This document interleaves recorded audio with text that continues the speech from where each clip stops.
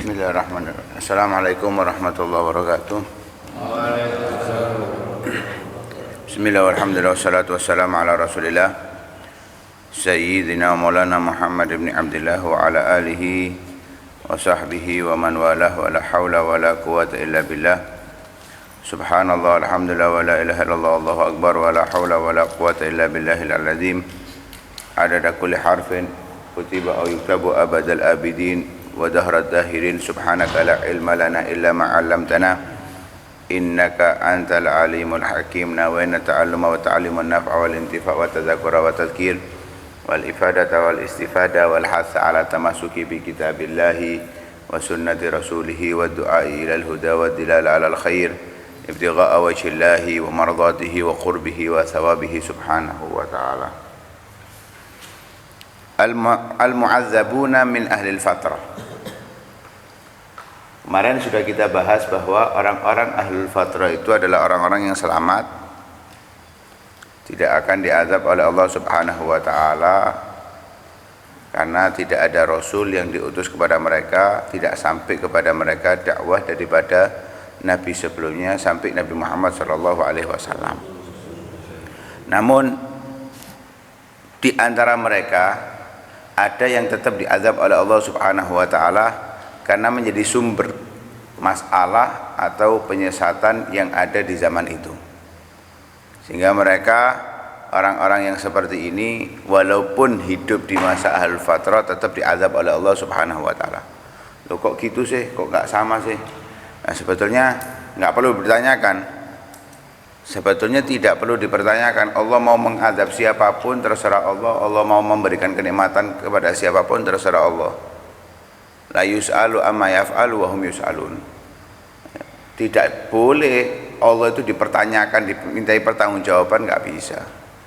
Sedangkan manusia makhluk wa hum yus'alun, mereka dimintai pertanggungjawaban.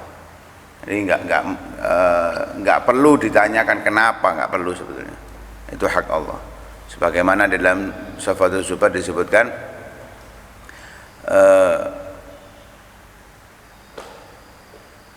yaghfiru ma yasha'u lahu iqabu man ata'ahu kama yuthibu man asah wa yuli ni'amah. Allah berhak untuk mengazab orang-orang yang patuh, yang taat kepadanya. Allah berhak mengazab orang-orang yang patuh kepadanya.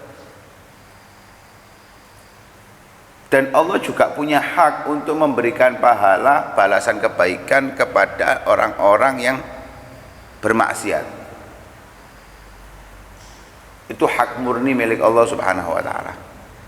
Nah, cuman biasanya itu umumnya hukum Allah itu diterapkan sesuai dengan amal perbuatan. Ihsyarul mar'u ala ma ta'alaih wa yamutul mar'u ala ma asya'alaih. Sesuai dengan kehidupannya bagaimana, ya kematiannya seperti itu. Kematiannya bagaimana, yaitu menentukan dia husnul khatimah atau su'ul khatimah. Nah, begitulah hukum Allah. Cuman sekali lagi sifat jaiznya Allah, Allah memiliki hak penuh atas hambanya dan tidak bisa dimintai pertanggungjawaban atas perbuatannya. Ya, tidak perlu, tidak butuh untuk dimintai pertanggungjawaban karena ialah yang menciptakan dan ialah yang memiliki kehendak atas apapun. Seperti kita memproduksi sesuatu, yang bagus kita buang ya terserah kita, yang jelek kita jual ya terserah kita, kita yang produksi, kita yang buat. Orang mau beli ya wes, gak mau beli ya sudah, kan gitu. Nah, kalau ada barang rusak dijual, ada orang yang membeli, ya terserah yang membeli, ya terserah membeli.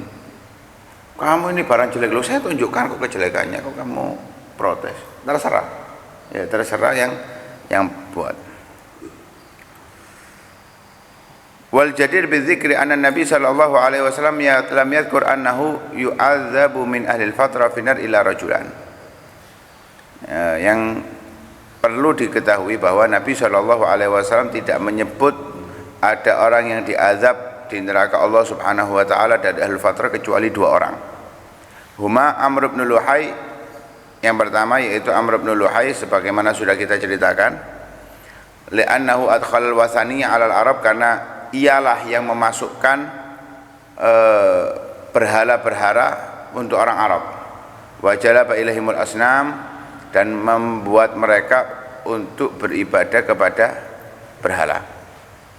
Wa fil hadis an Abi Hurairah radhiyallahu anhu qala, diriwayatkan dalam hadis bahwa Sayyidina Abu Hurairah radhiyallahu anhu beliau berkata, qala Rasulullah sallallahu alaihi wasallam, Rasulullah bersabda, ra'aitu Amr bin Luhai bin Qam'ah bin Khandaf Aba Bani Ka'ab haula yajurru qasabahu finnar.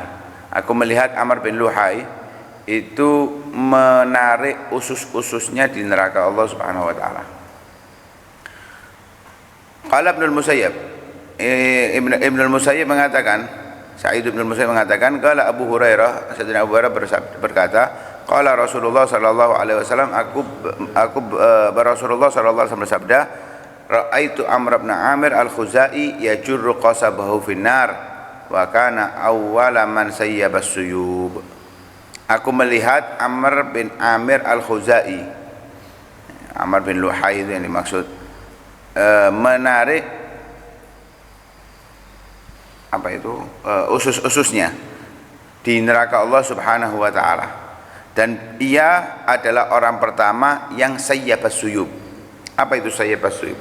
Sayyabas suyub itu tarokas saibah, meninggalkan onta yang membawa 12 ya, baina asyar inas, ada riwayat 12.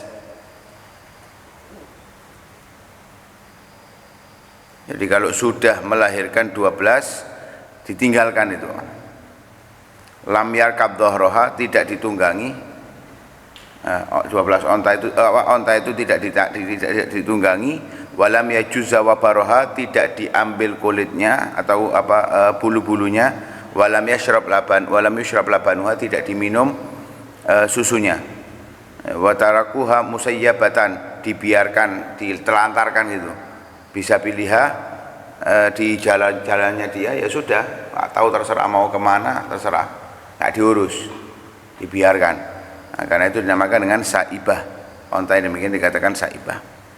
Allah Subhanahu wa taala berfirman, ma ja'alallahu min bahiratin wala saibatin wala wasilatin wala hamin walakinnal ladzina kafaru yaftaruna 'ala Allahi al-kadhiba wa aktsaruhum la ya'qilun. Itulah Allah Subhanahu wa taala menjadikan daripada bahirah. Bahirah itu onta yang melahirkan 5 sekaligus.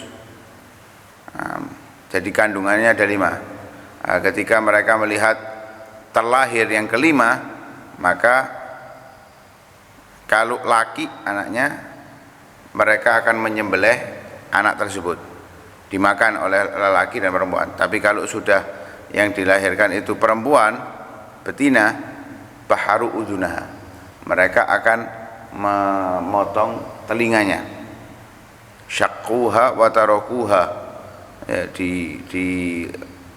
dibelah telinganya, dibiarkan dan diharamkan untuk diminum atau dimanfaatkan untuk perempuan. Laki bebas, itu namanya bahirah. Saibah sudah kita bahas tadi, wala wasilatin,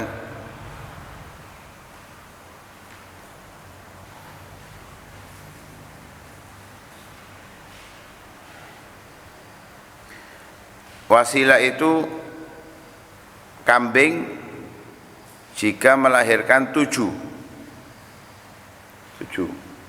melahirkan yang ke-7, kalau laki mereka akan menyembelihnya, dimakan. Kalau perempuan dibiarkan bersama dengan kambing-kambing yang lain.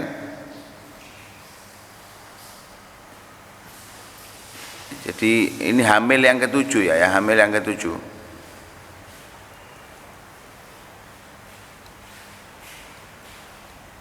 Kalau lahirnya itu laki dan perempuan, mereka membiarkan hidup yang laki untuk perempuan, untuk betinanya. Jadi yang betina disembelih. yang betina dibiarkan dibiarkan terbebas.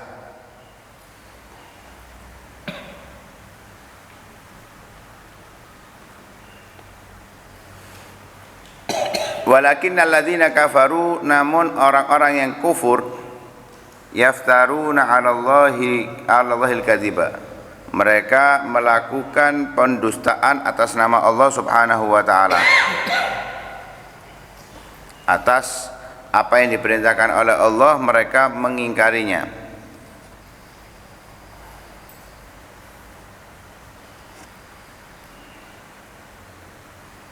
Wa aktsaruhum la ya'qilun, kebanyakan dari mereka tidak faham, tidak mengerti atas apa yang diperintahkan oleh Allah Subhanahu wa taala.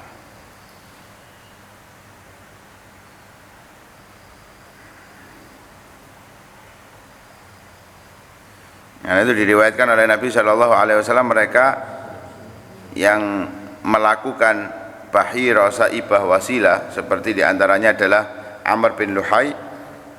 Nabi mengatakan, walakat ra'aituhu finnar yu'zi ahlan nar birihi kusbihi atau qasbihi.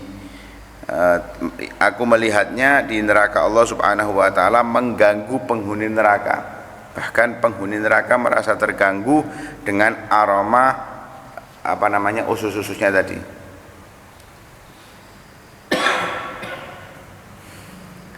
Wa akhbara Rasulullah alaihi wasallam aidan anna imra al-ghais fi jahannam ma'a annahu min ahli fatrah. Nabi juga menceritakan bahwasanya Imrul Ghais itu juga berada di neraka Allah Subhanahu wa taala, padahal ia termasuk ahlul fatrah. Kenapa? Likasrati ma saraha fi syi'rihi minal kufri wal fujur. Karena banyaknya apa yang ia lakukan secara terang-terangan di dalam syair-syair yang ia buat. Karena dijuluki Imrul Ghais itu Amirus Syu'ara, karena pandainya dalam membuat kata-kata dalam sebuah syair, rapi, bagus gitu, bentuk syairnya itu bagus, sehingga di dalam ilmu nahwu banyak dibuat rujukan untuk lughahnya, untuk bahasanya. Lah isi kandungan syairnya itu dari kekufuran dan kefajiran. Banyaknya syairnya dia, karena itu pernah saya sampaikan, kadang menceritakan tentang tubuhnya wanita, bentuk fisiknya wanita, itu dibuat syair sama dia. Wa fi musnad Ahmad an Abi Hurairah radhiyallahu an Nabi sallallahu alaihi wasallam qala an Imrul Ghais sahibu liwa'i syu'ara ila nar. Katanya Abu Hurairah, Nabi sallallahu alaihi wasallam bersabda menyebutkan tentang Imrul Ghais dengan sahibu liwa'i syu'ara'i ila nar, pemegang panji bagi orang-orang ahli syair menuju neraka Allah Subhanahu wa taala. Nah, karena itu Nabi dibatasi oleh Allah Subhanahu wa taala untuk berbicara dengan syair. Bukan berarti buat syair itu salah, tidak. Kalau kandungannya memuji Allah, memuji Nabi Muhammad, nasihat, bagus, nggak ada masalah. Pernah Nabi Shallallahu Alaihi Wasallam mengatakan, asdaku kalimatin qalaha syair kalimatul labid. Paling benar ucapan syair yaitu ucapan yang pernah dilontarkan oleh penyair labid. Apa katanya? Ala kullu syai'in ma khalallaha batilu. Ketahuilah, apapun itu selain Allah itu semuanya batil, artinya fana.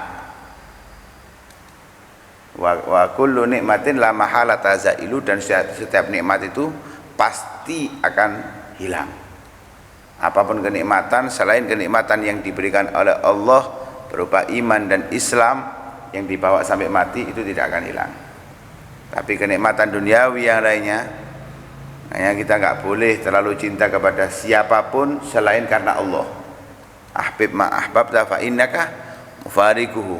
Apapun yang kita cintai boleh, yang penting cintai karena Allah. Selain karena Allah jangan, karena kita akan berpisah dengannya. Boleh kita senang, boleh kita cinta, hanya sekedarnya saja.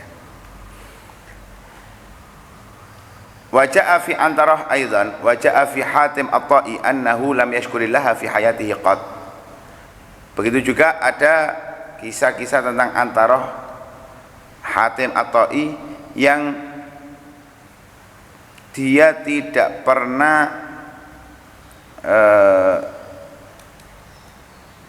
bersyukur kepada Allah Subhanahu wa taala di masa hidupnya sama sekali nggak pernah bersyukur kepada Allah Subhanahu wa taala. Begitu juga datang tentang Abdullah bin Jan'an. Selain 4 tadi, Antara, Hatim, Amr bin Luhai, dan Imrul Qais, ada juga riwayat tentang Abdullah bin Jan'an yang mereka diperkecualikan dari ahli fatrah yang masuk ke neraka Allah Subhanahu wa taala. Ahli fatrah semuanya masuk surga kecuali 4 orang ini, ada meriwayatkan nambah dengan Abdullah bin Jan'an. Ini yang sampai kepada kita pengetahuan tentang mereka-mereka yang diazab oleh Allah Subhanahu wa taala dari ahlul fatrah. Nah, jadi ayat wa ma kunna mu'adzibina hatta nab'atsa rasula itu sudah pasti, nggak bisa dibantahkan. Setiap ahlul fatrah itu akan diselamatkan oleh Allah Subhanahu wa taala dari api nerakanya, kecuali 5 riwayat ini. 4 riwayat yang kuat dan 1 ada yang tambahan, itu karena ada sesuatu yang mereka lakukan yang menyebabkan terus-menerus terjadi dan pengerusak akidah daripada mereka. Itu yang dikhususkan oleh Rasul sallallahu alaihi wasallam akan diazab oleh Allah Subhanahu wa taala. Ini riwayat dari Nabi sallallahu alaihi wasallam. Wallahu a'lam bissawab. Hadratin Ibu Muhammad Al-Fatihah.